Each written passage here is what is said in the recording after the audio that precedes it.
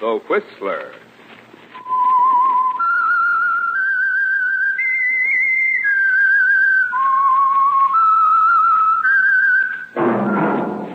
That whistle. The Whistler.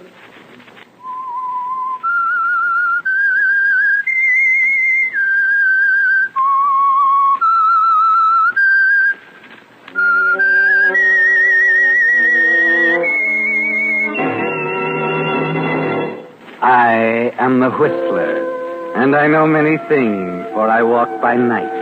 I know many strange tales, hidden in the hearts of men and women who have stepped into the shadows.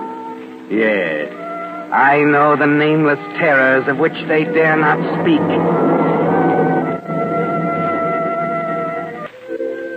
And now the Whistler's strange story. Stolen murder.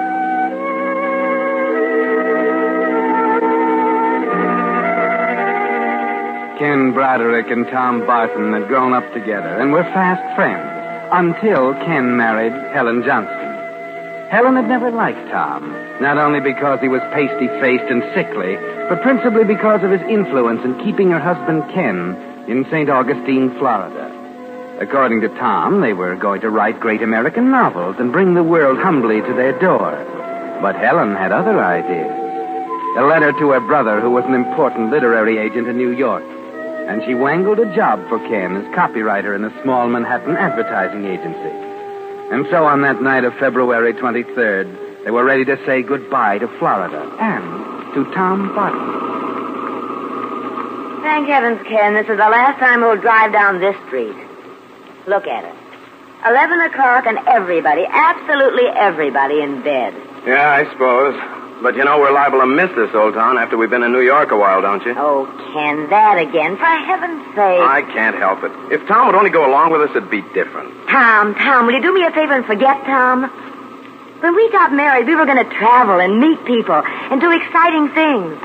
Well, this is our chance. Sure, this is our chance. Okay, here we are. We say goodbye to Tom, and that's that. Well, I'll be glad to get this over. Well, coming with me, aren't you? Do I have to? It's the least you can do, Helen. All right. If it'll make you feel any better.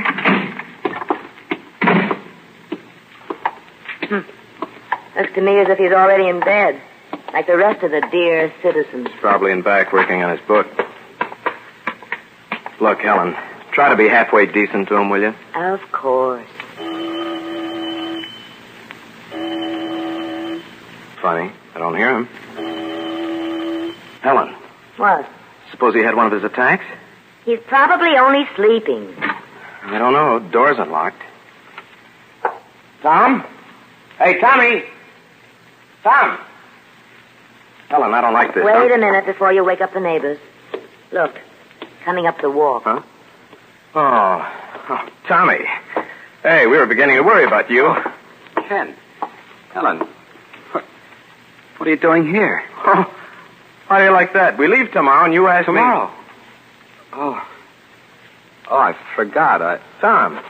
Hey, what's the matter with you? Oh, it's nothing. Helen, going to get some water, quick. Hey. Here, you better sit down on the step. I'm sorry, Ken. I'm all right now. Oh, the devil, you're all right.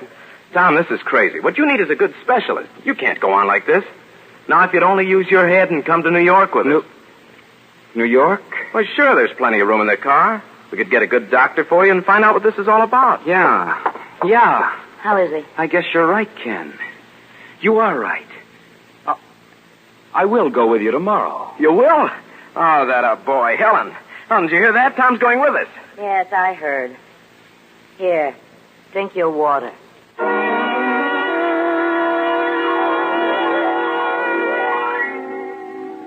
So you won your point, didn't you, Ken? Tom came to New York with you. But somehow, after 6 months in the city, that doesn't seem to matter anymore.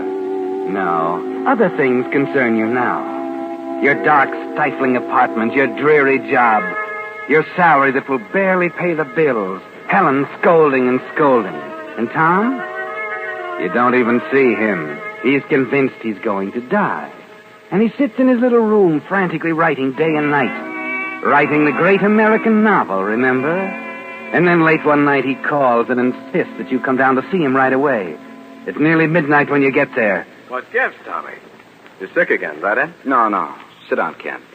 Got something to tell you. You seen Dr. Hanson? No, it's not that. But that's why you came to New York in the first place. Listen, Hanson's the best there is, and you haven't even been near Look, him. I'm sick of doctors. Anyway, it's too late now. Oh, don't say that. It's true.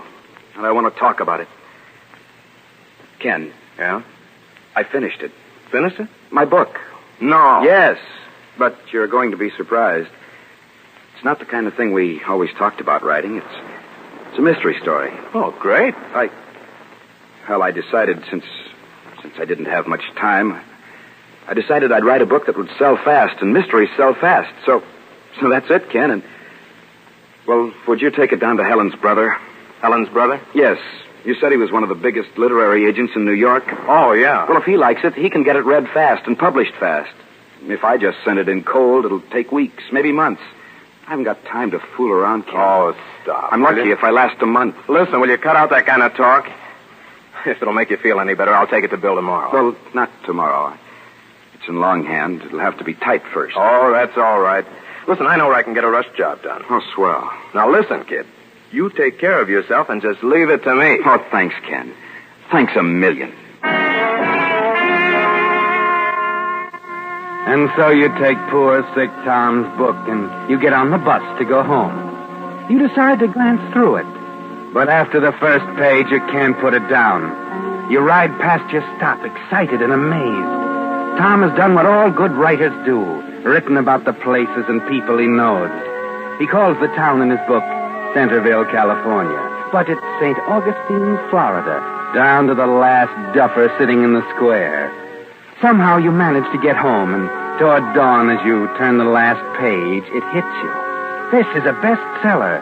This book means money, fame. But Tom's going to die. And he hasn't any relatives.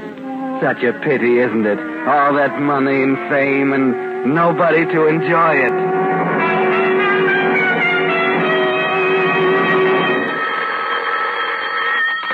Hello? Ken, that you? Oh, yeah. Hello, Tom. How are you? I'm all right. Haven't you heard from Bill yet about the book? It's been 3 weeks. Well, yeah, I was going to call you. Bill liked the book quite well, but he thinks you should do a little rewrite. Rewrite? I haven't time. I feel terrible. I thought the book was good just as it stands. Oh, it is, except for a few minor points. Look, Tom, I've been thinking. You know that little cabin Helen and I rented in June up in Connecticut? Yeah, what about it? Well, I can get it for you cheap. It's kind of a dump, but it's way off by itself. If you get up there and spend a couple of weeks rewriting some spots and... Yeah, I gotta get out of New York anyway. That's an idea. Swell. Suppose I call the real estate agent right away, and then Saturday I'll drive you up. Oh, thanks. Thanks, Ken. I don't know why you do all these things for me. Oh, forget it. After all, what are friends for?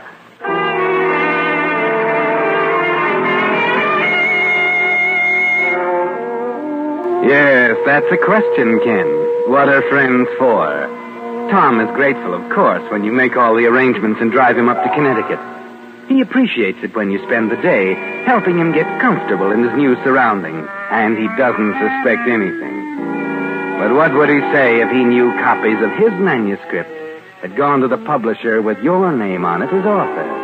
Yes. What would he say if he knew you had stolen his work, perhaps the last work of his lifetime? What would he say if he could see you now in the office with Helen's brother? $1,000, Ken, and that's just the advance.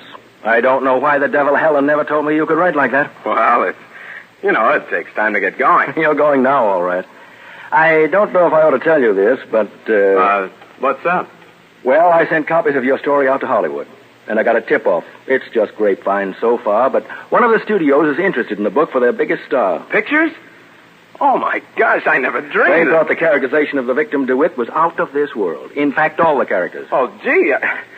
When will you know definitely? Probably tomorrow. Better stay by your phone because we want to close the deal quick. And if we get the answer I think we'll get, you're practically a rich man.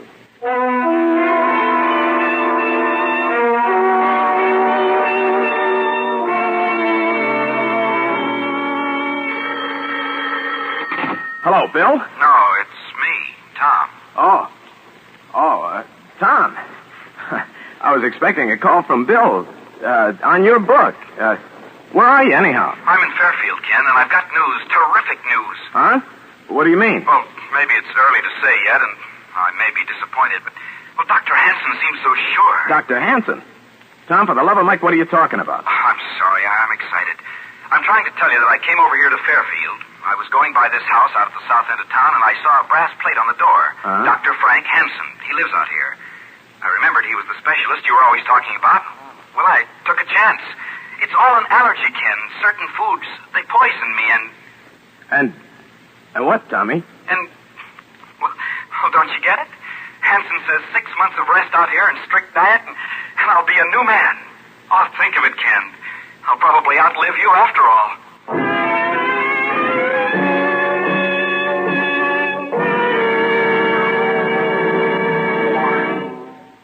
With the prologue of Stolen Murder, another strange story by The Whistler.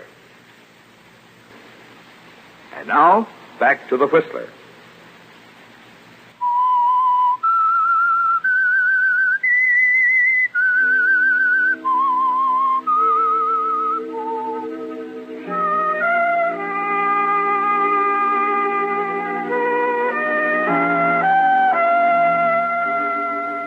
Well, there it is, Ken. There's your terrific news. Tom is going to live. And now what happens to you? You've signed contracts. You've accepted money on the stolen book. Hollywood beckons. Or is it the penitentiary?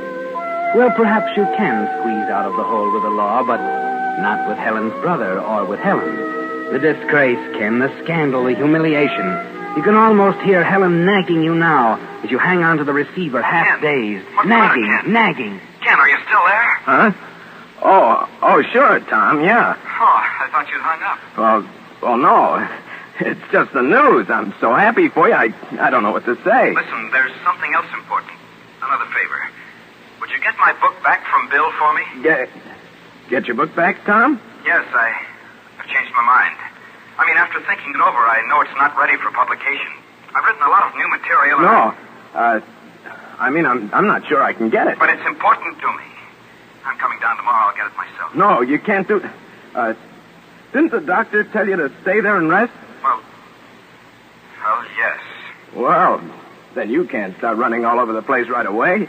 The noise of New York and all, Tommy. Listen, I'll bring the manuscript up to you myself on Saturday. Meanwhile, you stay right there. You're sure you can get the book back right away? Yes, I'll get it. Don't worry. Listen, I'll see you Saturday. Okay. And, Tom... Yes? We'll take the day and celebrate the good news, huh? Maybe a little hunting?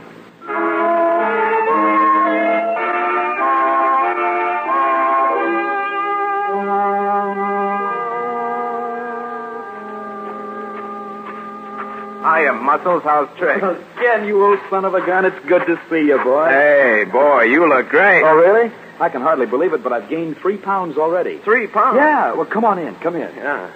Hey, that 3 pounds on you looks good. I never felt better in my life. It's great. Oh, well, here, sit down. Yeah, sit down. thanks. I was watching for you down toward the road. Oh?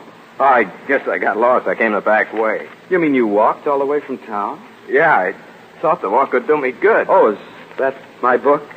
Yeah, Oh. here it is. Good. Wait.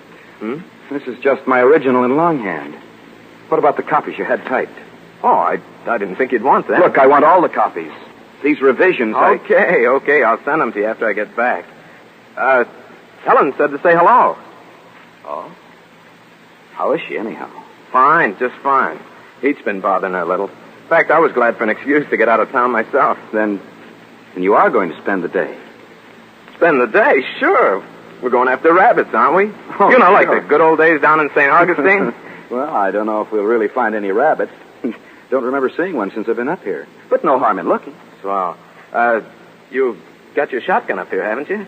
Uh-huh. It's on the mantel. I'll get it. Oh, unless you want to rest a while. No. Let's get it. Let's get all the fresh air we can. I don't get out much, you know. Okay. We can't go far, though. Doctor's orders. That's right. We won't go too far. Well, here's to old Betsy. Guess we're all set then. Ready? Sure. Been kind of warm up here the last couple of days. Oh, walking up that road, I sure felt it. I bet. What do you say? This way, down by the meadow? No, let's go back in the woods. I saw some rabbits there in June when we were up. Okay. Ken. Yeah? Something the matter? Something on your mind? No, I was just thinking. Tommy, it's been a long time since we've done this, huh? Yeah. A lot's happened. Gun loaded, Tommy? No, not yet. Fine thing, hunting rabbits with an empty gun. You know, Ken, you don't look so well. No? You ought to give up that job and get one up here in the country. Hey, where you... there's one over there. Yeah, I see him. Get a beat on him. Oh, you knocked the end over, huh? I sure did. Looks like a beauty. Yeah. Now, how's that for a shot? Good going. Nice and fat, too. Well, we'll have rabbit stew, Ken. In you go, old boy. Now, come on, Ken. Where there's one rabbit around, there's bound to be a million more. Yeah, how about me taking the gun? Huh? I want to try my hand at knocking over a rabbit. Oh, sure. Here you are. Thanks. Tommy, listen to me. Now listen to me close, kid. Tom, I want you to forgive me. Forgive you? What for? Tom, I'm going to kill you. Oh, no. Tom, I have to. It's your book, Tom. It's a great book, and they're publishing it. It's a bestseller. It'll make a fortune. Ken, what are you saying? You said you got my book back. You said... I stole it. You stole it? I thought you were going to die. You thought so. You told me just a few weeks. Yes, And all that money, Tom, I couldn't resist it. I sold the book in my name. Oh, Ken. And now you're going to live. But you can't. I can't help it, Tom. But I can't let you live. Ken, wait. Listen. You can't do it. You won't get away with it. Listen to me, Ken. You're sticking your neck, Tom.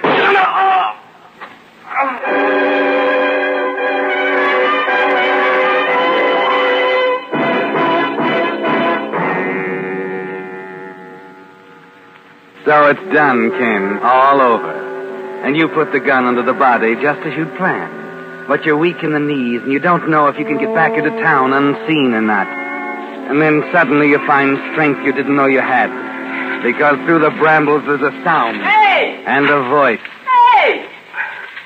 Who is it? Did you get a rabbit? Hey! You dive for the embankment of a little stream and press yourself hard against the ground behind a rock. Hey! Good Lordy. You can see him now. A tall kid carrying a shotgun. And you hang onto your heart as he stops, looks at the body, and gazes slowly all around.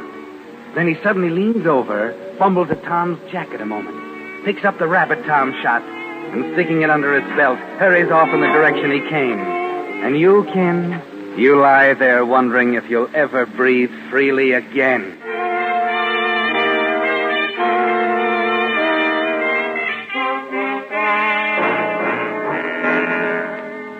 And so it's my pleasure to announce that not only will the book hit the stands tomorrow, but... Oh, come on, Bill, will you stop teasing? but the contracts were finally signed in Hollywood yesterday. Ken, you're a rich man. Oh, Ken! $50,000. $50,000. $50,000 and not a care in the world.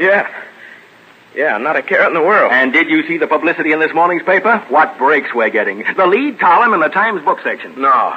Hey, that's wonderful. Haven't seen the papers yet, but well, I'd rather hoped you had. Well, Bill, what's the matter? I'd hoped that this wouldn't have to spoil the good news, but your friend Tom Barton... Tom? I might as well give it to you straight. He was killed by a shotgun out near Fairfield. Oh, no. They only found the body last night. Oh, Ken. Suicide? No, they thought that at first. Ill health. But a doctor out there says he was in good spirits. He had every chance of recovery. The doctor? Then an accident? Worse than that. From the position of the gun and the body, they suspect murder. No. But look, Ken, it's nothing for you to worry about. You don't want to let it spoil the success of your book.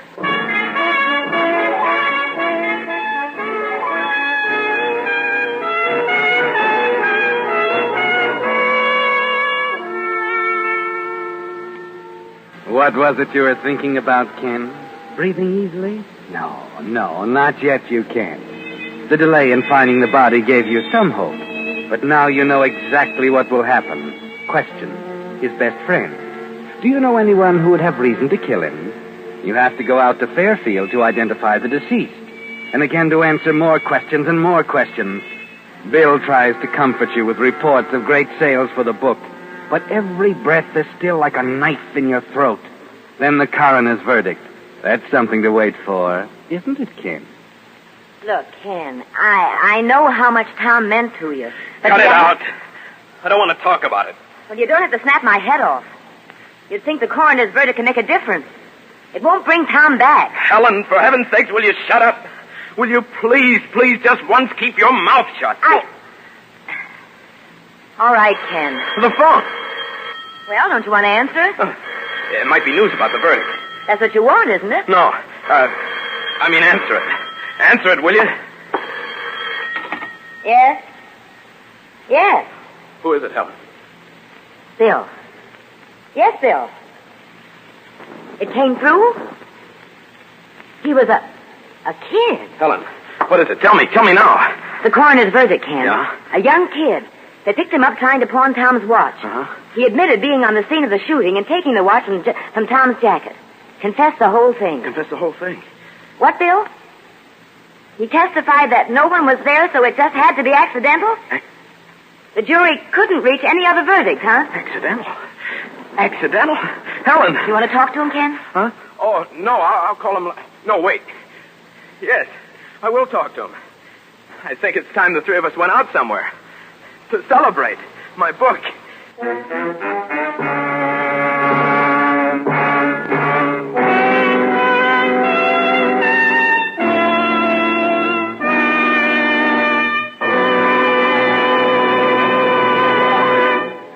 The Whistler will return in just a moment with the strange ending of tonight's story. And now, back to the Whistler.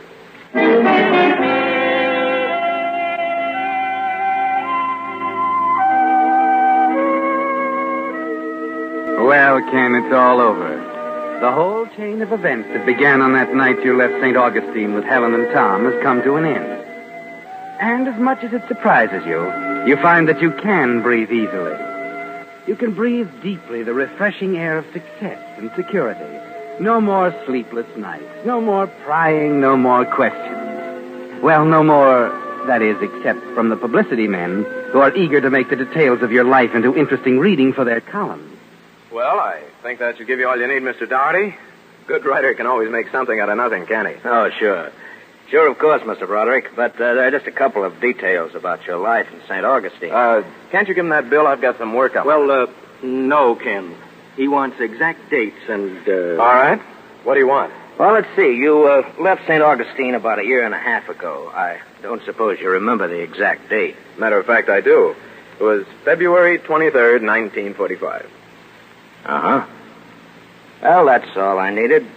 That's the exact date that Donald Dewey, or Donald DeWitt, disappeared. Dewey? DeWitt? Say, what is all this? Ken, I might as well tell you now that Mr. Doherty isn't a publicity man. He's from the St. Augustine Police. Police?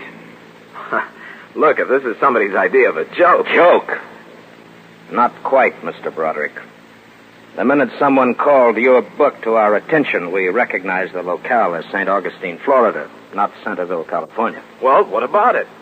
We recognized the murder victim as Donald Dewey, not Donald DeWitt. We followed the directions in the book down to the last detail, and it led us straight to Dewey's missing body. Only the actual murderer, the author of that book, could have known where it was hidden. Murderer? Oh, no. So that's why he changed his mind about leaving Florida. That's why he didn't want the Look, book. Ken, you'd better not say any more until we get you an attorney. But for the life of me, I'll never know why you did this. To sit down and write about an actual murder. Like the confession of a dying man. Like the confession of a dying man? Oh, that's funny, Bill. What you just said is very funny.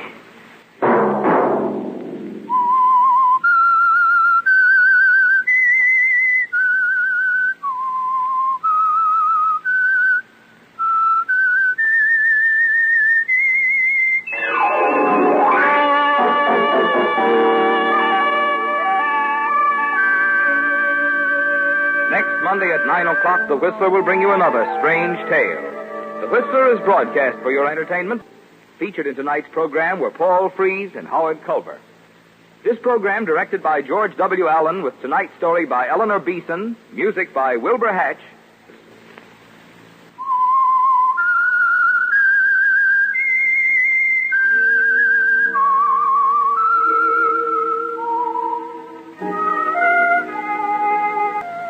This is Marvin Miller speaking. This is CBS, the Columbia Broadcasting System.